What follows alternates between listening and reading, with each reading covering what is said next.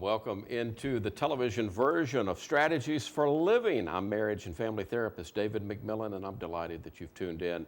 Join with us today here on Strategies for Living, where we're all about helping us live healthier, happier, more peaceful lives in body, mind, spirit, and relationship here in the 21st century. And we do that by engaging in important conversations with folks we like to call life strategists each and every time that we do Strategies for a Living. And you know, Eric Evans, you do a program as long as we've done this one, and you think, well, you've covered everything.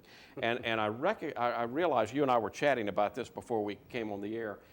I recognize that I had never invited the Philadelphia Center to come and do a program on strategies. I called my friend Chris Machota over at Philadelphia Center and said, Chris, I got to apologize, but please, let's do a program this semester here on Philadelphia Center. So thank you for coming. No, my pleasure. You are the advocacy coordinator for the Philadelphia Center. Now, most folks are going to know, or at least vaguely, they've heard of the Philadelphia Center because you've been around a long time. Yeah, over 25 years in one form or another. Yeah, so what's the current mission? Let's start there. What's the current mission of the Philadelphia Center? The current mission statement is to provide services for people who are living with HIV/AIDS, and also to educate the public regarding HIV, and that's regardless of your sexual orientation. We even recently added gender identity to our mission statement. So anybody of any gender or persuasion needs to feel comfortable to be able to come in and see us. So you can come in. There's mental health counseling. Correct. Yes. I know Chris from both of us being in the counseling social work area. But you provide mental health counseling, you provide substance abuse counseling, correct, case management, even transportation, right? Yes. When we're able to, we will even get transportation for clients to and from doctor's appointments. We also provide a very small food bank for clients. Now, HIV at one time, HIV and AIDS, we were almost as excited about it as we are excited now in this current You're going to say it, crisis. Aren't you? No, I'm not. Okay, good. Because we all know the crisis. Right. It seems like but what do we need to know now in the 21st century in 2014? What do we need to know about HIV/AIDS? Well, amazingly enough, just like with the Philadelphia Center's existence, a lot of people still need to be educated. Sure. So, as my advocacy work goes down in Baton Rouge and in New Orleans, there are still other organizations who are not entirely familiar with our organization. Right. And it's the same thing with HIV. We have to be able to educate. And because of some of the constraints that we have due to the state and other barriers, our organization has programs like CLE, where we go out and we empower young women 14 to 18 to have a better self-esteem, to take care of themselves, and to be educated. It's important to understand how HIV is not transmitted. Right. We can't get it from donating blood. We can't get it from handshaking, from touching, hugging. We can't get it from sharing a bathroom, sharing a toilet, coughing, no way, sweat, sneezing. None of that is a problem. Right. How is HIV? HIV is primarily transmitted through direct blood contact. Sharing IV needles would be one way, or through seminal fluids. And that's basically the only two major ways that you can contract. I mean, in the instance like with breast milk, can be transmitted to mother. Okay. And this is where we have such a huge change now, and that is the medications that have been developed over the past 20 years. Women are able to have HIV-negative babies with the medications that are available now. There are men who are living, full lives now because the medication allows their viral load to be what they call undetectable, which also, believe it or not, makes them less of an infection to other people. So if, for example, you're having sex with another man who is HIV positive, if his viral load is undetectable, then there is almost zero chance of him passing it on to you.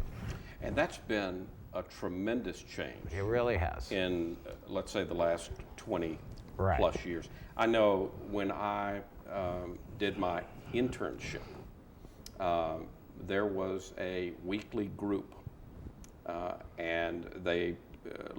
I did my master's degree at Louisiana Tech, and Ernie Calger, Dr. Ernie Calger at Louisiana Tech, good friend of mine, professor and colleague,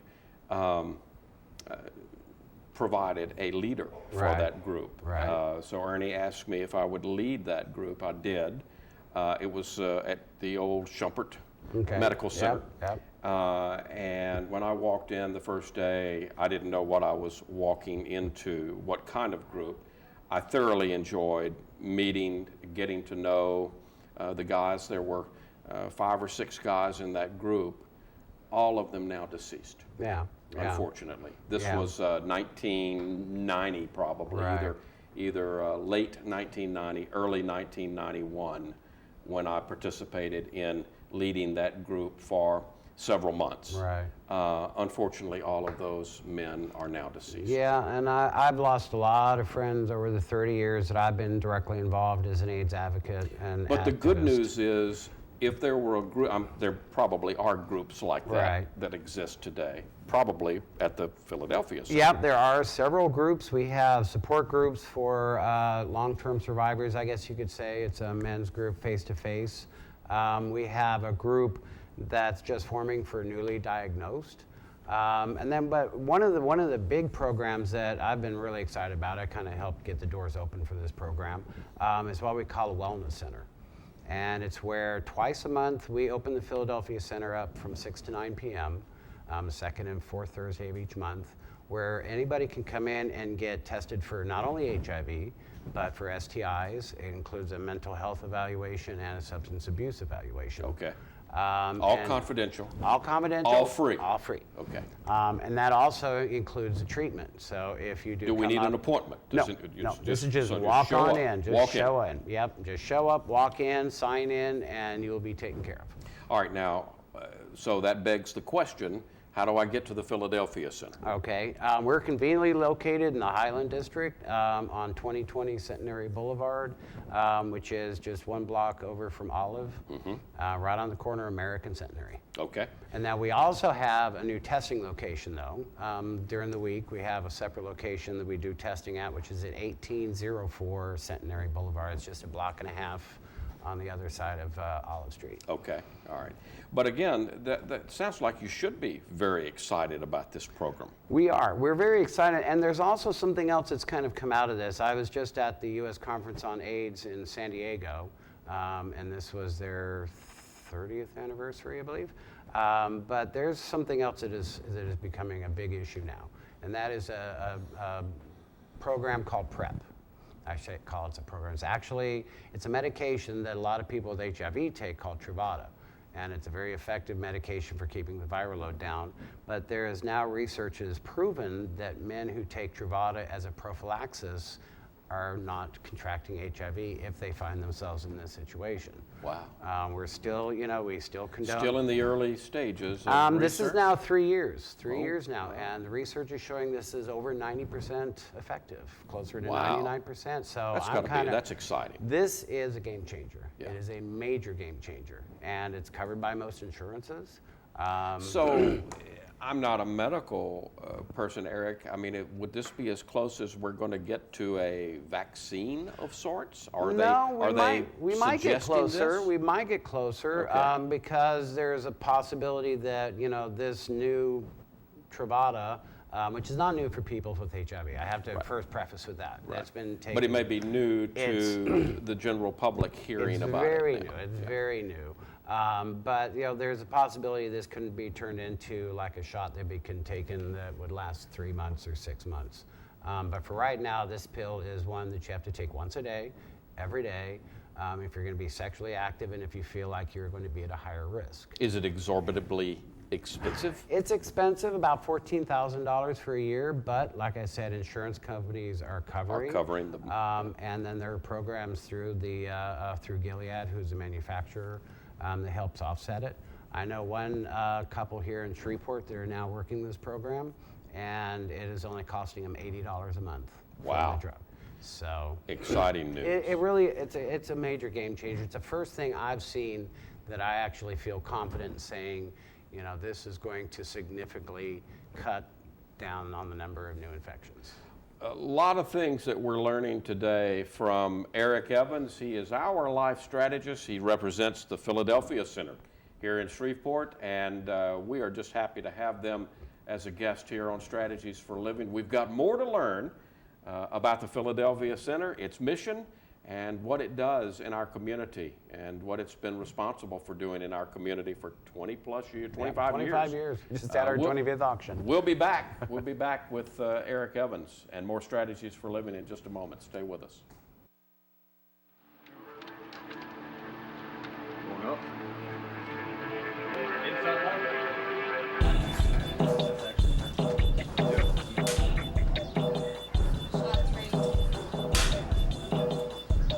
Action. Take 4.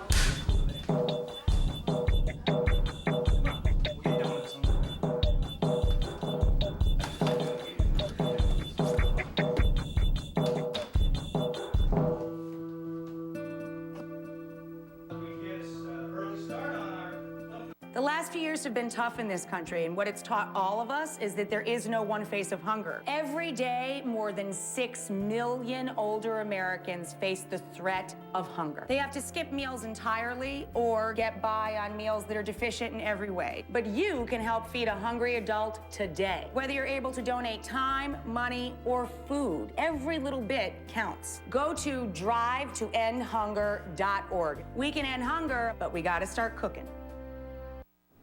And welcome back. Welcome back into Strategies for Living. I'm marriage and family therapist David McMillan.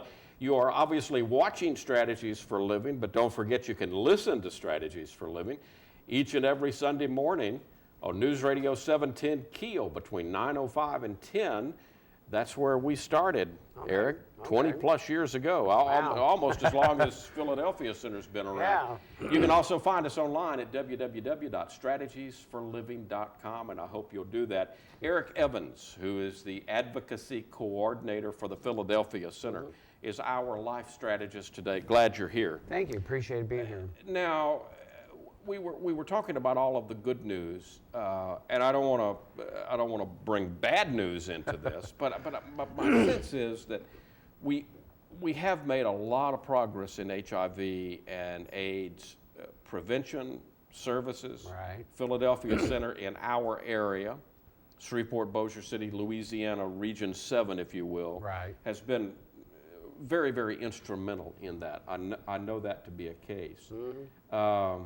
However, there's more to go, isn't there? There is a long ways to go. I mean, because we still have some of the highest numbers in new infections. Within the state, we're number 3, which is not anything to be proud of. No. And we also have the poverty and just the lack of overall education and information. Some of what we've been able to start doing is because of our states not implementing the Medicaid expansion. We partnered with the MLK Clinic here locally. The Martin Luther King Clinic, right, which is actually, as we speak, this week, I right, saw tomorrow there's a big doing news their story big in the ribbon Shreveport cutting. Times this Yeah. morning. And so you're partnering with the Martin Luther King Correct. Center Correct. on Olive Street. Correct. And that's to get people who have no insurance into care as well, get them into medical care. So, because with the nightmare that has been the privatization of the hospitals, a lot of these people need to have somewhere to go. And the MLK Clinic has been around a long time, and so they've allowed us to come in and see some clients there. We have our own doctor, and we see all our own clients. We just get to use their facilities, which their new facilities on Olive Street out here are great. I'm going to go see them tomorrow. I'm excited that they're there. It's going to be wonderful for this community. It really is. And Janet's great over there. Now, is there more education? You're also involved in educating in schools, right? Where we're also allowed to churches and right, communities, right, community organizations. There's more to do there, isn't there? There's a lot more to do. I mean, we have started making some inroads with some of the different churches and faith-based organizations, which has been so important. The schools have always been more of a challenge because there's always been that kind That of block that to being able to- control right. factor with the boards, and there's just so many controls there. And it's sad when you think that the highest number of newly infected are young people between 13 and 24, and that's for STDs as well as HIV. Right. So they're the ones we have to. Is this, Eric, is this just about education? Is it mainly not having the information? You would think, you and I would think after 30 years of dealing with this that wouldn't be the case. But yeah, a lot of times But education. young people don't have any way of knowing, and Exactly. Except Except for what they hear on the news, and usually that Right. is kind of glorified and blown out of proportion. Right. So Right. they're not getting the facts. Let's just put Right. it that way. It's not just educating, but getting the facts straight. And instead of being scared or being used as a stigma, which is one of the other issues that I still deal with the state. Louisiana still has a law on the books, and it's a freestanding HIV law that makes it criminal for you to have HIV. And if you do not disclose that to another person, you can be arrested. Even spitting is still considered a way of transmitting HIV by even this though law. we know now medically. Even though we know on the books that's the way the law is still on the written, books. and the law is the law. Okay. And that's where we have some of the biggest issues because a lot of times people, ignorance is bliss in that instance. They Is don't that know. one of your areas down in the legislature It is. to It work is. to get that And, changed? and I've been working for 3 years now as an advocate, going down there and just talking to our politicians. But you just don't go into the state capitol and change a law. Right. It's a process. What do you find with our local senators and representatives? Have you are they open to hearing you? They're open to hearing, but I think that there's also just the issues of is this something that fits within their political wheelhouse? And it always isn't. This is not a glamorous thing. This is not something that gains quote unquote political points. Talking to our audience who are watching us right now, we may have people who could pick up the phone and talk to their senator or congressman. Why should they care? They should care because HIV can affect anybody, whether you realize it or not. And it can also end up becoming Sexual a- orientation off the Sexual table orientation, doesn't matter. It doesn't matter. Yeah, it does not matter. That should be the first thing you should realize is this is just as much a heterosexual issue Right. as it is anybody's issue. Right. And the fact that if you do not know your status and you find yourself in a situation, in a relationship that the other person isn't always going to understand your situation or your background, then you could find yourself in a world of hurt. And it doesn't take much to ask a politician. We're not asking to remove the law. We're asking the law should be modified so that the science meets the You're just simply asking for the law, for our legislature to modernized. catch up, right, to be modernized. to modernize, right. get real with what science. I mean, because has you see on the told us. news where somebody may have been arrested and were HIV positive, but what they don't look at is the fact that this person may have had the virus, but if their viral load was so low, then they may not have actually transmitted it. And Would we've it help- actually had cases. Would like it that. help people to call Yes. and talk to their Oh, yeah. Oh, congressmen yeah. and senators? We have to start building the support from the ground roots up. And that means, faith-based organizations, community organizations, individuals calling their state legislators and just saying, we need to reevaluate the laws that are on the books as far as HIV is concerned. And it's going to, I know it's going to be a challenge, and I'm up for that challenge. Right. And we've already started. Going to wear some tires out going back and We're forth. definitely going to put Baton some Rouge. tread on I-49. Right. Now, the Philadelphia Center is a nonprofit Yes. organization. Yes. So you are here at the benefit of all of us. Well, and actually, yeah, I'm actually here, thank you to Elton John.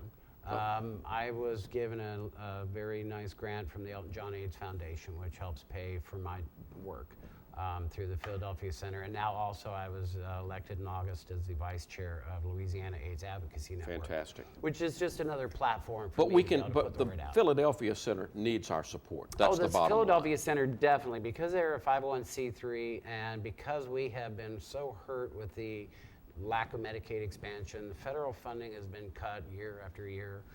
We still rely strictly on Ryan White dollars and the public assistance. So if people would like to make a donation to the Philadelphia Center, go to the website, philadelphiacenter.org. Is that the best way to do That's the that? best way to do it, and there will be a place on there where you can click to donate. All right, one more time, the Thursday, talk about very quickly, we've got about a Okay. minute. The Okay. Thursday, It is called the Louisiana Wellness Center Project, and we do it on the second and fourth Thursday of each month. You can also find that on our website. It is from 6 to 9 p.m. The doors are open, just walk on in, and we usually have some kind of snacks and a movie playing. It's also just very much like a community center where there's a lot of camaraderie and people get to know people. So, and Philadelphia Center is located at 2020 Centenary Boulevard. right on the corner of Merrick and Centenary. Eric Evans, thank you so much for the Thank work you. you do, I and thank appreciate you it. for coming and advocating here on Strategies for Living. That's what I live for. Thank you for being our life strategist. Thank Folks, you. thank you for tuning into Strategies for Living. Don't forget the Philadelphia Center. They have done wonderful work in our community. And until next time on Strategies for Living, I'm marriage and family therapist David McMillan. For Eric Evans, we'll see you next time.